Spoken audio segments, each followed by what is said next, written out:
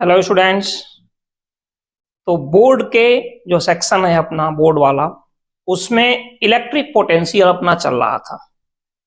तो electric potential के last time हमने स्फेयर की वजह से पोटेंशियल का ग्राफ और न्यूमेरिकल्स हम लोगों ने डिस्कस किया था, लेकिन वो सिंगल स्फेयर का था।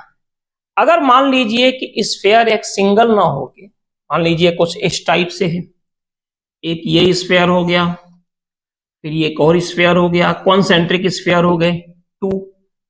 फिर क्या होगा, अगर मान लीजिए कि यही हमारे पास ये 1 हो गया, ये 2 हो गया, ये 3 हो गया, और फिर आपसे कहा जाए कि चलिए भाई इसको आप फाइंड कीजिए।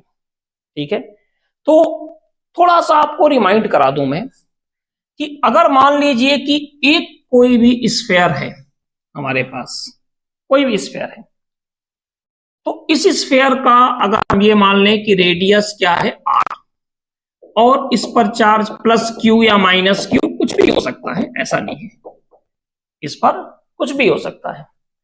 तो अगर हमने मान लीजिए कि एक पॉइंट A लिया, ठीक है, जो कि r1 डिस्टेंस पे है, दूसरा पॉइंट B लिया जो कि ऑलरेडी सरफेस पर है, और थर्ड पॉइंट क्या लिया, C। तो देखिए अगर VC हमें फाइंड करना है तो कोई प्रॉब्लम नहीं है, 1/4πε0 स्फेयर पे जो भी चार्ज है, चार्ज अपान ये डिस्टेंस मान लीजिए r2, कोई प्रॉब्लम नहीं। आउटसाइड के लिए क्या होता है, 1/4πε0 रहेगा, charge on the sphere upon distance from the centre, इस पॉइंट का जो डिस्टेंस होगा। ठीक है, यहां देखिए अगर B की बात करें तो भी वही होगा, 1/4πε0 charge on the sphere upon distance from the centre, इस सेंटर से, सेंटर जो कि O है, इससे जो डिस्टेंस होगा R, कोई दिक्कत नहीं। और इनसाइड क्या होगा, पॉइंट A पर पोटेंशियल, ये हो गया 1/4πε0 चार्ज अपॉन रेडियस। तो हमें आपको यही बताना है कि देखिए 1/4πε0 तो रहेगा ही, 1/4πε0 रहेगा। अगर हम आउटसाइड हैं तो चार्ज जो भी स्फेयर पर है upon distance from the centre, और अगर हम सरफेस पे हो या इनसाइड हो तो क्या होता है, 1/4πε0 चार्ज अपॉन रेडियस। मैं रिपीट कर दूंगा आप लोगों की बात, अब जो आप लोगों के लिए जरूरी, आप लोगों की बात है तो पता है, मेमोरी आप लोगों की बहुत स्ट्रांग है, ठीक है, इसीलिए मैं 3-4 बार उसको रिपीट कर देता हूं, आपकी मेमोरी को पूरी तरह से समझते हुए।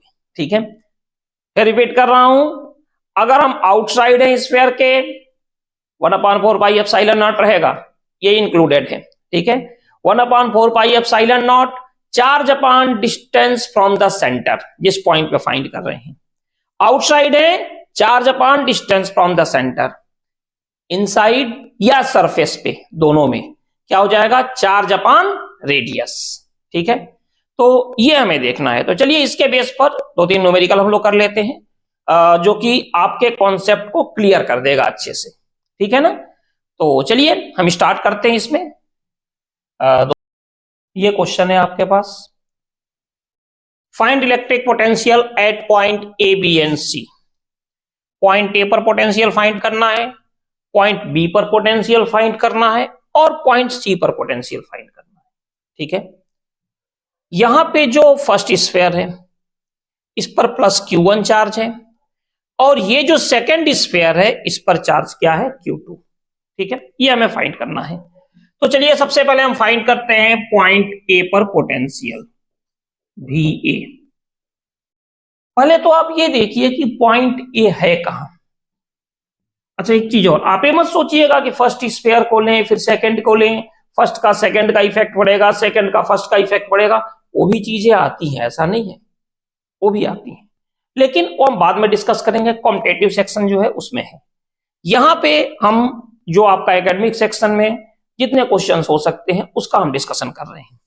तो अगर हम पॉइंट ए की बात करें तो आप बताइए पॉइंट ए कहां है, पॉइंट ए जो है वो कहां है, ये जो फर्स्ट स्फीयर है इसके अंदर है पॉइंट ए, है ना। तो अगर स्फीयर के इनसाइड है, अभी हम केवल फर्स्ट की बात कर रहे हैं, तो स्फीयर के अंदर है तो फॉर्मूला क्या बताया था मैंने, 1/4 pi epsilon not charge upon radius, ये होगा। तो देखिए यहां पे क्या हो जाएगा, 1/4 पाई एप्सिलॉन नॉट, ये पॉइंट है देखिए फर्स्ट स्फीयर के अंदर है तो चार्ज अपॉन रेडियस, यानी क्या हो जाएगा यहां पे 1/4 पाई एप्सिलॉन नॉट, चार्ज कितना है Q1 अपॉन रेडियस क्या है R1। क्लियर है ये, क्योंकि इनसाइड है, इनसाइड हो या सरफेस पर हो, मैंने अभी बताया था आपको क्या होता है चार्ज अपॉन रेडियस। अगर ये सरफेस पर भी पॉइंट ये होता तो रिजल्ट यही होता। ठीक है, पोटेंशियल स्केलर क्वांटिटी है, सो प्लस। अब इस सेकंड वाले स्फीयर के बारे में सोचिए, तो ये जो पॉइंट है ऑब्वियसली अगर ये स्फीयर इस स्फीयर के इनसाइड है और ये जो पॉइंट है पहले स्फीयर के इनसाइड है, तो ऑब्वियसली ये जो पॉइंट है ये दूसरे वाले स्फीयर के अंदर है। अब आप ये मत सोचिएगा यार इसके अंदर ये है इसके अंदर ये है, देखो जब इस स्फीयर की बात किया तो हम भूल गए कि सेकंड स्फीयर भी है। ठीक है, उसी तरह जब इसकी बात करेंगे तो हम भूल जाएंगे कि फर्स्ट स्फीयर है। जिस पॉइंट की बात करेंगे और जिस स्फीयर की बात करेंगे केवल उसी को कंसीडर करेंगे। तो अब सेकंड स्फीयर की वजह से देखिए तो ऑब्वियसली देखने को मिल रहा है कि ये जो पॉइंट है ये सेकंड स्फीयर के कहां पर है, अंदर, फर्स्ट के अंदर है। तो सेकंड स्फीयर के अंदर में क्या होता है चार्ज अपॉन रेडियस, तो ये हो जाएगा 1/4 पाई एप्सिलॉन नॉट, चार्ज क्या है -Q2, मैंने कहा ना पोटेंशियल स्केलर है, अपॉन रेडियस किसका, देखो सेकंड की वजह से देख रहे हैं तो क्या होगा R2। ठीक है ना, ये हो गया। अब हम आते हैं इसमें से आप K कॉमन ले लो, क्या होगा Q1 upon R1 minus Q2 upon R2। ठीक है, अब आते हैं हम लोग इसके बाद से कहां पर, पॉइंट बी पर। अब बी की बात कर रहे हैं, electric potential at point B. अब आप देखिए बी कहां पर है, फर्स्ट स्फीयर के लिए सोचिए, एक टाइम में केवल एक स्फीयर के बारे में सोचना है। फर्स्ट स्फीयर के बारे में सोचिए तो पॉइंट बी कहां पर है, आउटसाइड। तो आउटसाइड के लिए क्या होता है 1/4 पाई एप्सिलॉन नॉट, ये तो आएंगे ही भाई साहब।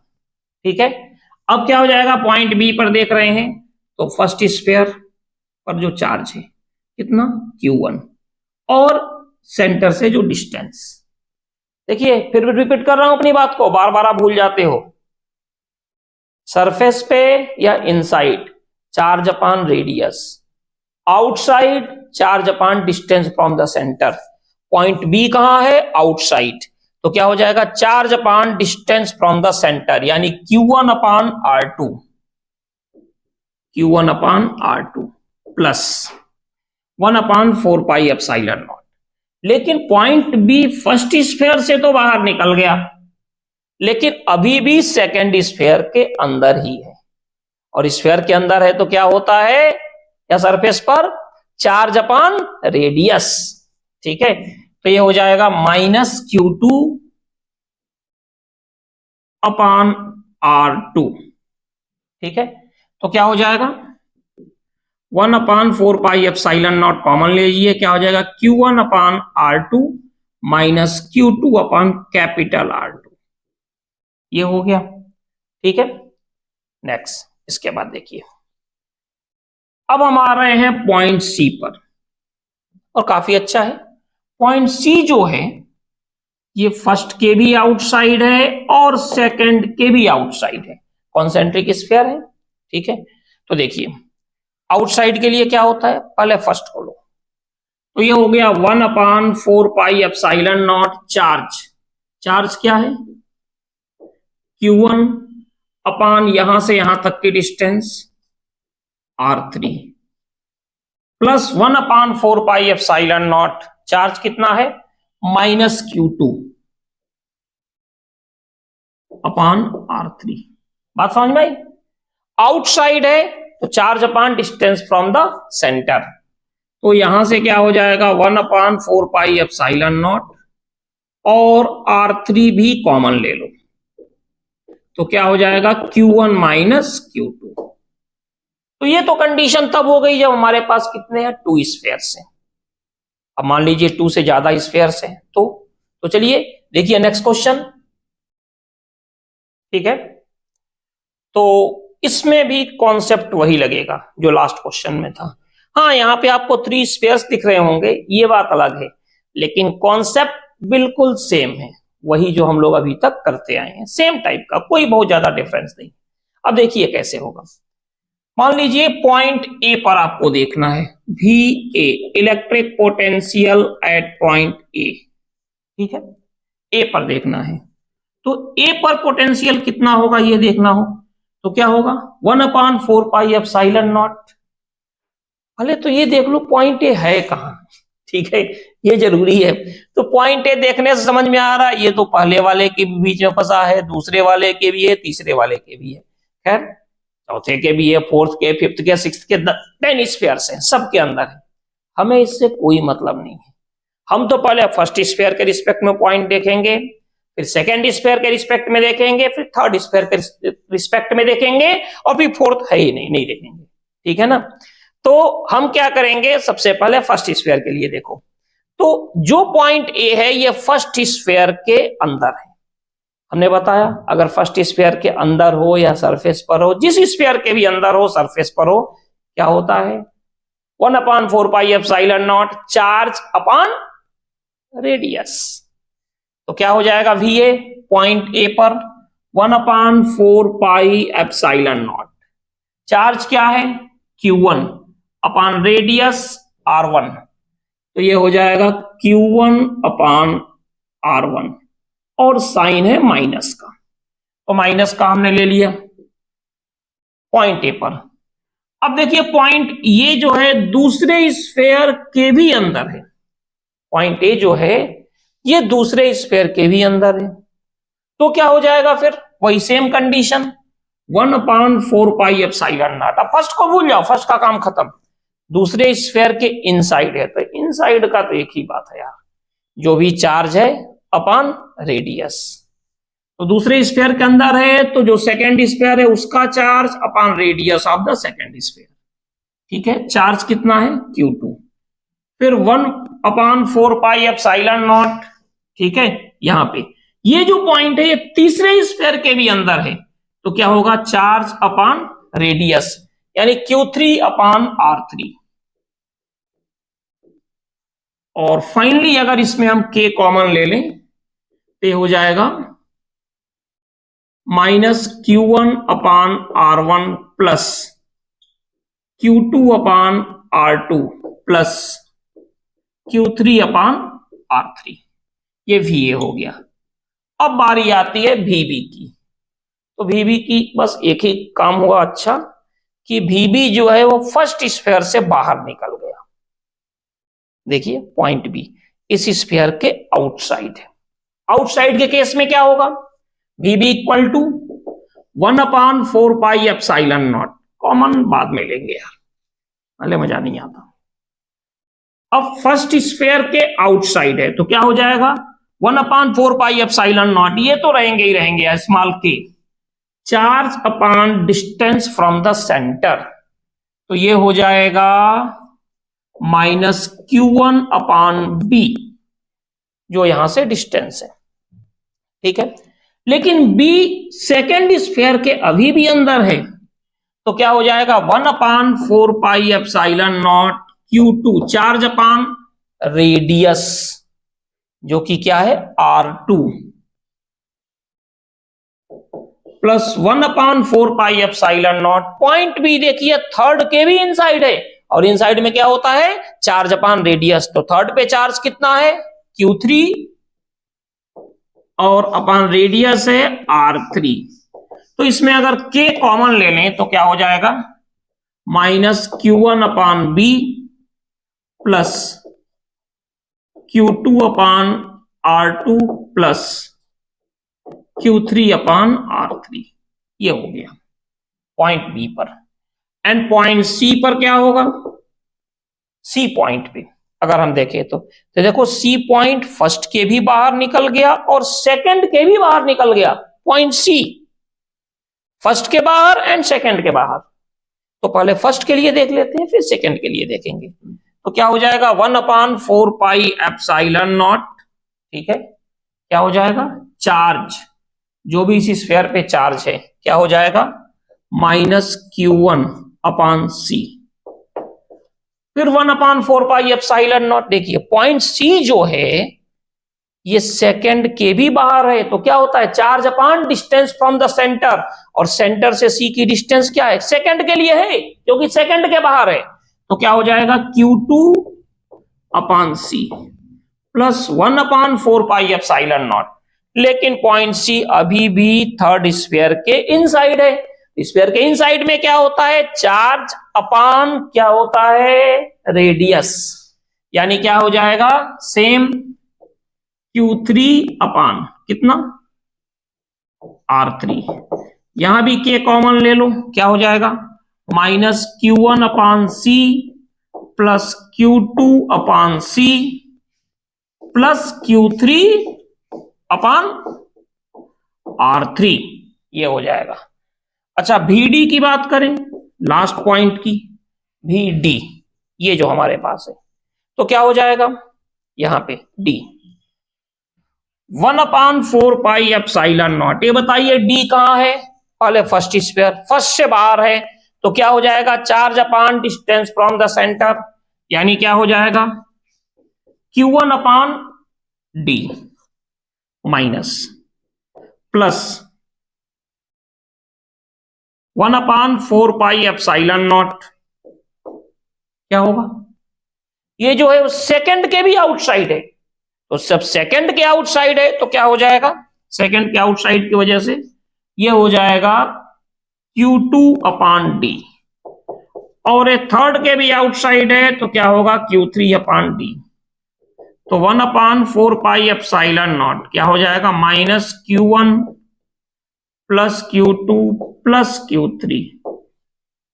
तो ये हो गया अपने क्वेश्चन इसके। अब एक कंडीशन आती है नेक्स्ट टॉपिक की, न्यूमेरिकल्स हमारे हिसाब से क्लियर हो गया होगा, कॉन्सेप्ट सेम है। पॉइंट अगर स्फीयर के अंदर है तो चार्ज अपॉन रेडियस, आउटसाइड है तो charge upon distance from the centre, ये हम यूज करते हैं। चार्ज के साइन को कंसीडर करना है, क्योंकि पोटेंशियल जो होता है वो कौन सी क्वांटिटी है स्केलर क्वांटिटी, ठीक है। तो चलिए इसके बाद फिर नेक्स्ट स्टार्ट करते हैं हम लोग यहां से अगला टॉपिक, ठीक है। चलिए यहां पे आप देख सकते हो electric potential energy of a system of n number of point charge. n number of point charge के लिए क्या होगा, 2 के लिए तो हम लोगों ने रिलेशन ही डिराइव कर लिया, 3 का भी कर लिया था, 3 ट्रायंगल्स पे रखे फिर उनको रीअरेंज किए, ये भी है। लेकिन अगर कहा जाए कि n number of point charge हैं, तो उसके लिए इलेक्ट्रिक पोटेंशियल एनर्जी कैसे फाइंड करेंगे, एक जनरल फॉर्म में, काफी आसान है, बहुत ज्यादा कुछ नहीं है, आप देख सकते हो।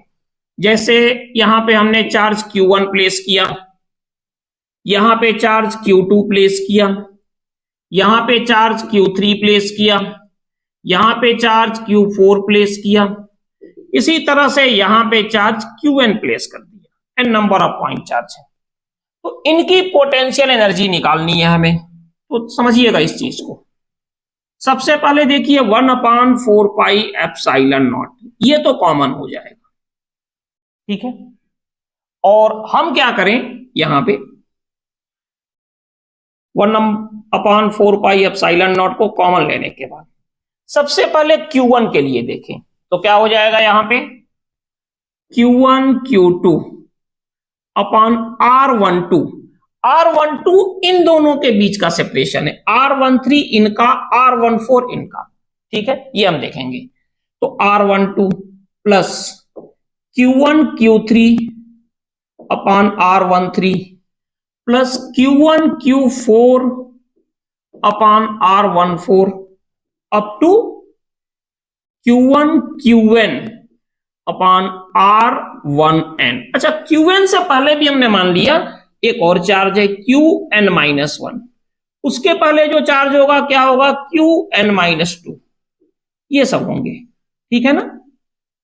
Qn है, उससे पहले Qn-1, उसके पहले Qn-2, उसके पहले Qn-3, कितने कुछ भी हो सकता है। चलिए आगे हम आते हैं, तो ये हो गया इसके लिए प्लस, तो Q1 के लिए हम लोगों ने देख लिया। अब आप यहां देखिए Q2 के लिए क्या होगा, Q2 Q1 upon R21 plus Q2 Q3 upon R23 plus Q2 Q4 upon R24 up to Q2 Qn upon R2n। इसी तरह से Q3 क्या हो जाएगा, Q3 Qn, भाई Q3 के लिए लेंगे फिर सबको एक साथ लीजिए, Q3 Qn upon R31 plus Q3 Q2 upon R23 32 plus क्या होगा Q3 Q4 upon R34 up to Q3 Qn upon R3n। ये हो गया Q3 के लिए। अब लास्ट Q1 Q2 Q3, पहले Q1 के साथ सबको देखा हमने, फिर Q2 के साथ सबको देखा, फिर Q3 के साथ किया, अब इसके बाद से Qn तक, तो क्या होगा Qn Q1 upon Rn1 plus Qn Q2 upon Rn2 plus Qn Q3 upon Rn3 up to Qn Qn minus 1 upon Rn minus 1। ये हो गया। लेकिन इसमें देखने वाली बात जो है वो मुझे आपको बतानी है, वो समझिए आप। देखने वाली बात यह है कि देखिए Q1 Q2 है और देखिए यहां पे Q2 Q1 एक ही तो बात है, ठीक है, क्योंकि डायरेक्शन का तो चक्कर है नहीं ना, पोटेंशियल एनर्जी कौन सी क्वांटिटी है, स्केलर। तो देखिए हर एक क्वांटिटी जब हम इसको करते हैं तो 2 टाइम्स है आ रही है हर एक क्वांटिटी, जैसे Q1 Q3 और ये रहा Q1 Q3 Q1, ये दोनों सेम है, आप देखिए। इसी तरह से Q1 Qn and Qn Q1, ये इसी तरह से Qn Q2 Qn Q2 Qn Q3 Qn Q3, हर एक क्वांटिटी 2 बार आ रही है, आना चाहिए एक बार, ये बहुत बड़ी दिक्कत है, ठीक है।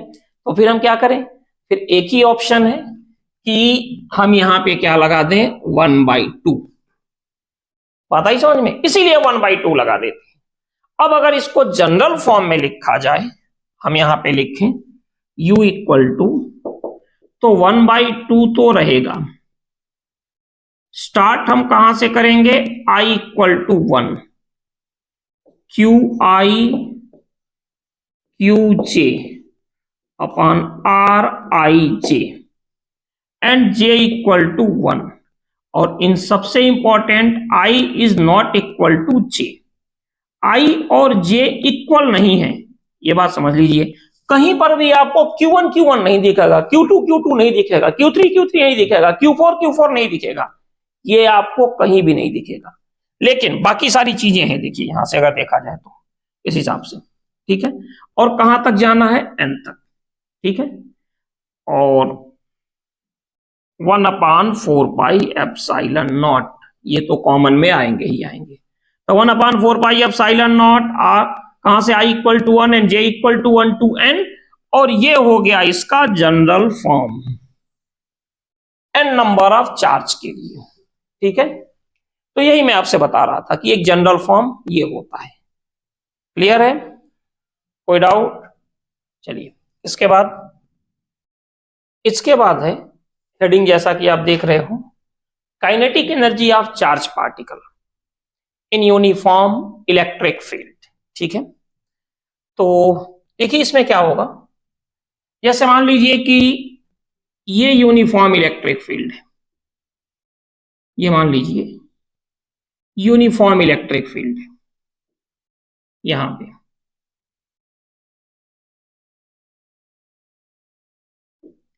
ये यूनिफॉर्म इलेक्ट्रिक फील्ड है कैपिटल E, ठीक है। इसमें हमने एक चार्ज पार्टिकल को रखा जिसका कि मास m है और इसका जो चार्ज q है, और इनिशियली हमने इसको कैसे रखा, रेस्ट में। देखिए एक बात बताएं, ऑब्जेक्टिव सब्जेक्टिव अपनी जगह पर है, आपको स्टेटमेंट लिखना आना चाहिए, ये सबसे जरूरी है। वजह क्या है, वजह यह है कि जितना ही अच्छा आप लिख, देखो ऑब्जेक्टिव तो जरूरी है, रिटन में भाई आपकी नॉलेज क्या है ये नहीं पता, लेकिन आप उसको एक्सप्रेस कर रहे हो रिटन में, कितना अच्छा, टीचर तो वही देखेगा जो कॉपी चेक करेगा, इसलिए ये भी आपको आना चाहिए। तो अगर स्टेटमेंट आपको लिखना है तो आप यही लिखोगे ना, let us consider a charge particle of mass m and charge q placed in uniform electric field E। अच्छा, ज्योमेट्रिक रिप्रेजेंटेशन में पहले बता चुका हूं, ये दो लाइंस का जो गैप होता है ये क्या बताता है, मैग्नीट्यूड, और ये एरो क्या बताता है, डायरेक्शन।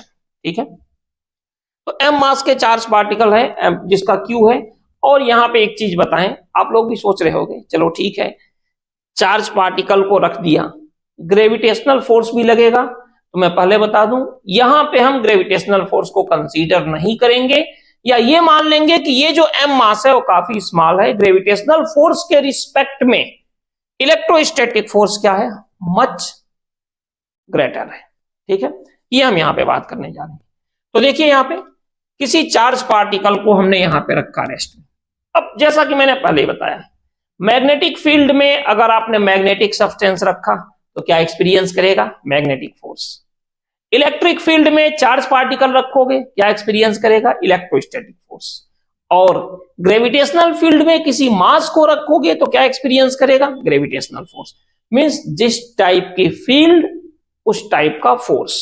तो हमने जो ही यहां पे रखा रेस्ट में है, रेस्ट में है, इसका मतलब यह है कि जो u है ये क्या होगा, जीरो।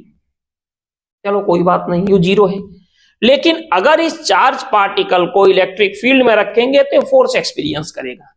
अच्छा, फोर्स एक्सपीरियंस करने के बाद बॉडी मूव कर सकती है, मींस उसके अंदर एक्सेलरेशन हो सकता है और नहीं भी हो सकता।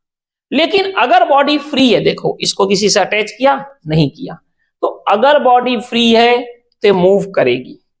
तो बॉडी यहां से मूव करना स्टार्ट की, इसके ऊपर एक फोर्स लगा, इस फोर्स की वजह से एक्सेलरेशन प्रोड्यूस हुआ और ये चलनी शुरू की, और बॉडी मान लीजिए यहां पे आ गई, यहां पे आके इसकी वेलोसिटी क्या हो गई, v, और इसने जो टोटल डिस्टेंस कवर किया ये क्या था, x डिस्टेंस कवर करने के बाद इसकी वेलोसिटी हो गई v। अब यहां पे हम यूज करेंगे Galileo equation, v equal to u plus a t, s equal to u t plus half a t square, and last b square equal to u square plus 2as। देखिए जो थर्ड इक्वेशन है वो तो बिना काम का है, नहीं, असली काम का तो यही है। ठीक है, यहां के लिए, क्योंकि फर्स्ट और सेकंड में तो टाइम की बात ही नहीं हो रही है, यहां कहीं है, नहीं है ना। तो क्या हो जाएगा, यहां पे फॉर्मूला अपने पास हो जाएगा, v square equal to u square plus 2as। तो क्या हो जाएगा, v square equal to 0 square plus 2, ये क्या हो जाएगा, f अपान m, और s कितना है यहाँ पे, x। चाहो तो आप यहां पे लिख लो, since f equal to m है, जरूरी नहीं है बट अब है तो a equal to f upon m। फिर आप देख सकते हो यहां क्या होगा, v स्क्वायर इक्वल टू 2, और ये तो हमें भी पता है, सिंस f इक्वल टू क्या होता है, q इंटू ई, तो क्या हो जाएगा 2 QE अपान m इंटू एक्स। अब एक काम कीजिए, m को यहां लाइए, 2 को इधर लाइए, तो 1/2 mv स्क्वायर, 2 यहां आ गया, m ऊपर चला गया, क्या होगा, q e इंटू एक्स। और अभी जस्ट रिसेंटली लेक्चर में हम लोगों ने पढ़ा ही था कि E इक्वल टू क्या हो जाएगा, v अपान डी, होता है ना। तो v इक्वल टू क्या होगा, इलेक्ट्रिक फील्ड इंटू डिस्टेंस। तो ये जो है ये क्या आ गया, kinetic energy equal to q, और ये हो गया v, UV। अब इसी में अगर आपसे कहा जाए कि हम बात करें फॉर इलेक्ट्रॉन, अगर हम इलेक्ट्रॉन की बात करें तो अगर इलेक्ट्रॉन की बात करेंगे तो क्या हो जाएगा इस केस में, जो Q होगा वो क्या हो जाता है E। तो यहां से जो काइनेटिक एनर्जी होगी ये क्या हो गई, EV, इलेक्ट्रॉन वोल्ट। ठीक है, तो अगर आपसे कहा जाए कि कोई भी चार्ज पार्टिकल है, इसको एक्सलरेट किया 20 वोल्ट, 50 वोल्ट, 100 वोल्ट, 200 वोल्ट, तो एक तरह से एक इंफॉर्मेशन और आपको मिल गई कि वो काइनेटिक एनर्जी के बारे में बता रहे हैं, और हाफ mv² से आप वेलोसिटी भी फाइंड कर सकते हो। ठीक है, तो ये कंडीशन है जो चार्ज पार्टिकल की यूनिफॉर्म इलेक्ट्रिक फील्ड में काइनेटिक एनर्जी हम कैसे निकालेंगे, ये कंडीशन हो गई। ठीक है, अब इसके बाद कुछ और चीजें होती हैं कि चार्ज पार्टिकल का पाथ क्या होगा। अगर इलेक्ट्रिक फील्ड के उसको परपेंडिकुलर हम भेज दें तो equipotential surface and electric potential energy of dipole in uniform electric field. तो इतनी चीजें हैं, और एक दो क्वेश्चंस हैं जो इनके बेस पर हमें करने हैं। रिंग वाले केस में भी एक दो क्वेश्चन है, तो मान के चलिए कि 2 लेक्चर्स और होंगे जिसमें कि हम इसको कवर कर लेंगे, और कोशिश करेंगे आपको कि थोड़ा सा न्यूमेरिकल्स की जो प्रॉब्लम आपके साथ होती है उसको हम यहाँ पे दूर करें, वो जरूरी है। इसीलिए हमने कोशिश ये रहते हैं कि 1 या 2 दिन में आपको न्यूमेरिकल्स 3 या 4, देखिए ऐसा नहीं है न्यूमेरिकल्स तो हम 100 भी करा दें तो कम ही है, लेकिन कॉन्सेप्ट वाइज मेरी कोशिश ये रहेगी कि एटलीस्ट एक कॉन्सेप्ट पर एक न्यूमेरिकल आपको मैं करा दूं। ठीक है, ताकि आपको दिक्कत ना हो कॉन्सेप्ट बिल्डिंग के लिए। और उसके अलावा मैं PDF भी अपलोड कर दूंगा डिस्क्रिप्शन में, तो आप देख सकते हो, तो बेटर है। ठीक है, तो चलिए फिर इलेक्ट्रोस्टैटिक इस लेक्चर को यहीं हम खत्म करते हैं, और नेक्स्ट लेक्चर में मिलते हैं आपसे। ठीक है, थैंक यू।